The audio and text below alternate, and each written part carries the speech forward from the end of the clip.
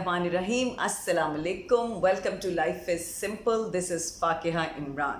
Pen body, ये एक वो टर्म है जिसके साथ मैं बिल्कुल फेमिलियर नहीं थी। I got to know about it around just few days back, very recently, जब मैंने एक किताब पढ़नी शुरू की। ज़बरदस्त किस्म की किताब है और रिमार्केबल रीड। अगर आपको मौका मिले तो ज़रूर पढ़िएगा।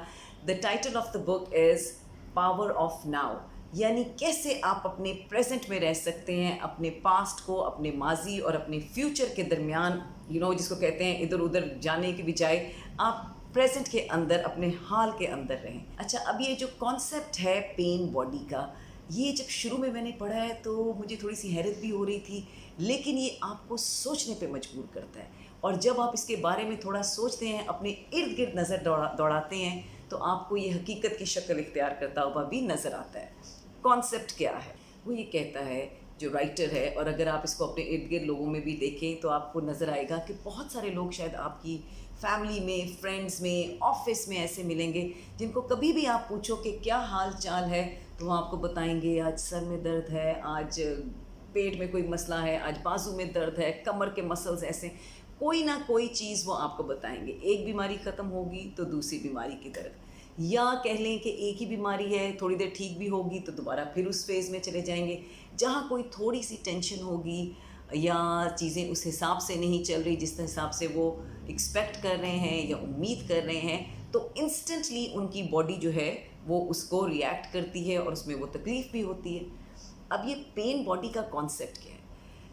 राइटर ये कहता है कि आप पे हमारे साथ होता ये है कि हमारे पास्ट में, हमारे माजी में, या हमारे फ्यूचर के कुछ ड्रीम्स हैं, या हमारे फ्यूचर की कुछ ख्वाहिशात हैं, या कुछ ऐसी एस्पिरेशंस हैं जो पूरी होती हुई नज़र नहीं आ रही, या हमारे माजी के अंदर कुछ ऐसा काम हुआ है, कोई इंसिडेंट था, कोई हादसा था, कोई ऐसे मेरे ख्वाब थे जो अधूरे रह गए। तो जो माजी का सारा बोझ है वो हम अपने कंधे पे उठाते हैं। जब हम इसको अपने कंधे पे उठाते हैं तो इसकी मैनिफेस्टेशन होती है, ये नज़र आता है हमारी बॉडी के अंदर डिफरेंट पेन्स की सूरत में, दर्द की सूरत में। कभी वो मसल्स का है, कभी वो किसी चीज़, कह लें सर का है या आँख का है, बट किसी ना किसी ऑर्गन में वो दर्द नज़र आ रहा है।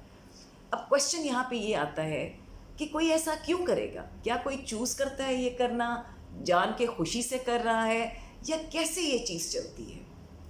सो पहली बात तो ये है कि ज़ाहिरी बात है, कोई भी खुशी से ये नहीं चाहता कि मैं हर वक्त बीमार नज़र आऊँ या मैं खुश ना नज़र आऊँ।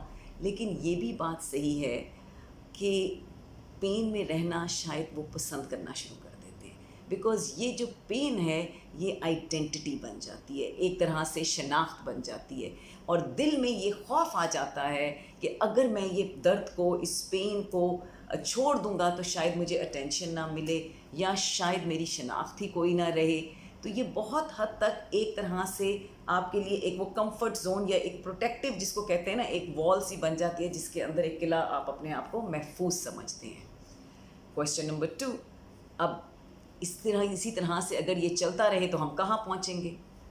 देख लें, अगर हम इसी तरह पेन बॉडी के साथ चलते रहेंगे तो सोचें ज़िंदगी की क्वालिटी क्या होगी। वो बहुत सारी चीज़ें जो हम इंजॉय कर सकते हैं, सेलिब्रेट कर सकते हैं, दिल से जी सकते हैं, ये चीज़ हमें उनसे पीछे रखती है।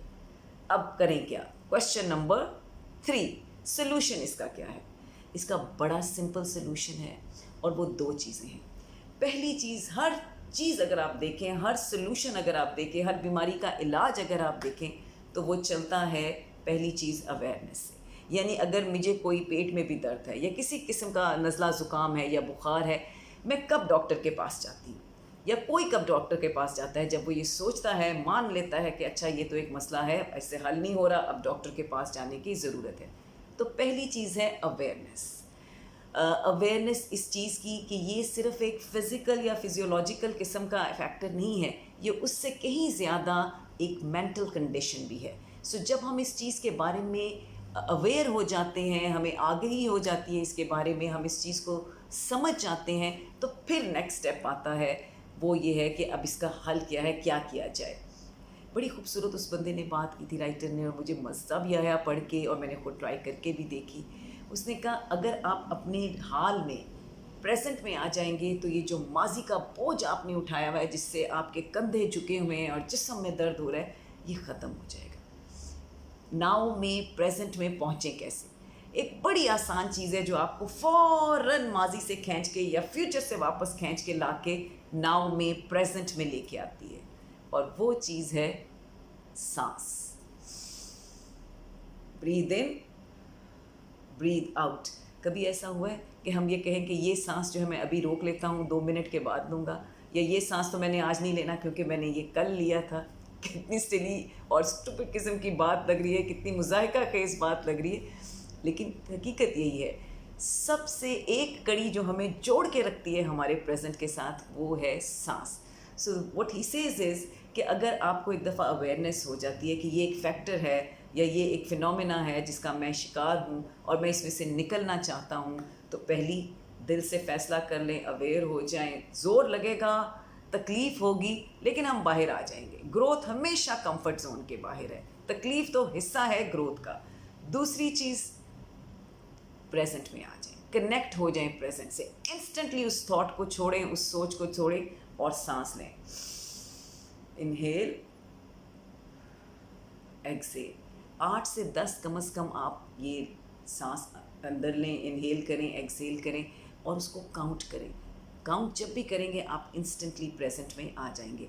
फिर कई दफ़ा होगा कि भूले, फिर दोबारा निकल गए, दिमाग है ना, दोबारा फिर चला जाता है हमारे पास की तरफ। कोई मसला नहीं, 1 दफ़ा नहीं, 10 दफ़ा नहीं, 100 दफ़ा जाएगा, लेकिन अगर आप ये प्रैक्टिस करते रहेंगे तो ये आपको खींच के प्रेजेंट में ले आएगा। सारा मैजिक, सारा मिरेकल प्रेजेंट में है। इसको एंजॉय